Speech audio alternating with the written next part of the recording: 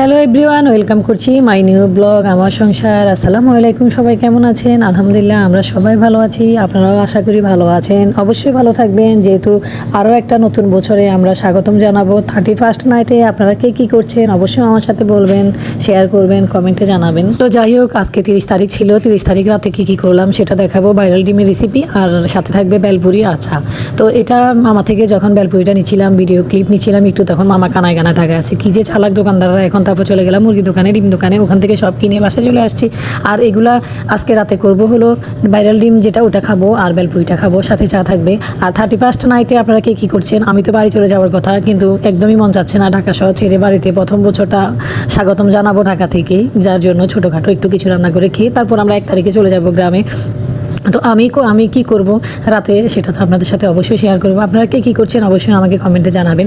তো যাই হোক, সর্বশেষে আমি ভাইরাল ডিমের রেসিপিটা করার জন্য সব কিছু কেটে নিচ্ছিলাম। এখানে ছিল শসা, গাজর, পেঁয়াজ, কাঁচামরিচ, ধনিয়া পাতা, এগুলোর সাথে থাকবে তেঁতুলের টক, আর থাকবে টমেটো সস, চিলি সস, রসুনের সস। আর তেঁতুলটা গুলিয়ে নিচ্ছি, এটা দিয়ে দিব, গুঁড়া মরিচটা একটু দিয়ে দিব ঝাল হওয়ার জন্য, কাঁচামরিচ তো আছেই। তো এটাকে সব কিছু দিয়ে মেখে নিব। মেখে নেওয়ার পরে এটাকে ডিমের সাথে দিয়ে তো খাবো। এটা তো আপনারা অনেকে খেয়ে ফেলেছেন, ট্রাই করে ফেলেছেন, আমি এতদিন ট্রাই করিনি, এখন আজকে ট্রাই করে দেখব। তো ভিডিওটা তো যেহেতু রাতের ভিডিও, সকালে ভয়েস দেয়া, এত ভালো লেগেছে।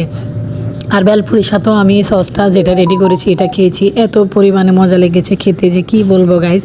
তো যাই হোক, সর্বশেষে আমি রেডি করে নিচ্ছি, আর কীভাবে খাবো, কী কী করবো সেটা তো ভিডিওতে আপনাদেরকে দেখাবই। তো বেলপুরিটা আসলে এই মামা থেকে একবার বেলপুরি খেয়েছি, ভালোই লেগেছে, কিন্তু কালকে রাতে যখন মামা থেকে বেলপুরিটা এনেছি আমার একদম ভালো লাগেনি, এত একটা বাজে বেলপুরি ছিল। কিন্তু আমাদের সবচাইতে বাসায় যেটা করেছি আমরা, যে সালাদটা মেখে নিয়েছি ওইটাটা, আর হলো ডিমটা, অনেক অনেক মজা লেগেছে। কিন্তু বেলপুরির টকটা এত একটা বাজে স্মেল ছিল, মনে হয় যে বেলপুরির যে টকটা ওটা পচে গিয়েছিল। এই পচা বেলপুরির সাথে যদি টকটা বাসা দিয়ে দেয়, মামাটা একবার চিন্তা করলো না যে এটা কি ঠিক করলো, যে খেতে তো পারবেই না, এটা ফেলে দিয়ে নতুন একটা টক রেডি করে আমাদেরকে সেল করতে পারতো, কিন্তু উনি এই পচা টকটাই দিয়েছে আমাদেরকে। খাওয়ার সাথে সাথে বমি চলে আসছিল। শেষে আমরা বাসায় যে সালাদ রেডি করেছি ওই টকটা দিয়ে আমরা বেলপুরিটা খেয়েছি। তো যাই হোক, এই তো বেলপুরিগুলো আমি পুরগুলো ভিতরে ঢুকিয়ে নিচ্ছি। ফাইনালি সব রেডি হয়ে গিয়েছে, সেন্টার টেবিলে সাজিয়ে নিয়েছি। এখন আমরা পরিবেশন করতেছি, সবাই মিলে খাবো। তো আমার বাচ্চারা ভিডিওতে তেমন একটা আসতে চায়নি, তবুও ওদেরকে একটু একটু দেখানোর চেষ্টা করেছি। আমরা অনেক মজা করেছি, অনেক আনন্দ করে খেয়েছি। আর আমার হাজব্যান্ডকে অনেক মিস করেছি, ও যেহেতু ছিল না, দেশের বাইরে গিয়েছে। তবে একটুর জন্য মন খারাপ আছে আমার, ও এয়ারপোর্ট থেকে তার মোবাইলটা পকেট থেকে নিয়ে গিয়েছে। দেখেন, যারা বিদেশ যাচ্ছে তারাও চোর, মনে হয় বিদেশেও মনে হয় ওরা চুরি করতে যায়, এভাবে পকেট থেকে চুরি করে। বিশ্বাস, আসলে বিশ্বাস এমন একটা জিনিস, আপনি কিভাবে বিশ্বাস করবেন যে ঢাকা এয়ারপোর্ট থেকে এইভাবে আমার হাজব্যান্ডের পকেট থেকে মোবাইলটা চুরি নিয়ে যাবে? এটা কি বিশ্বাস করা সম্ভব?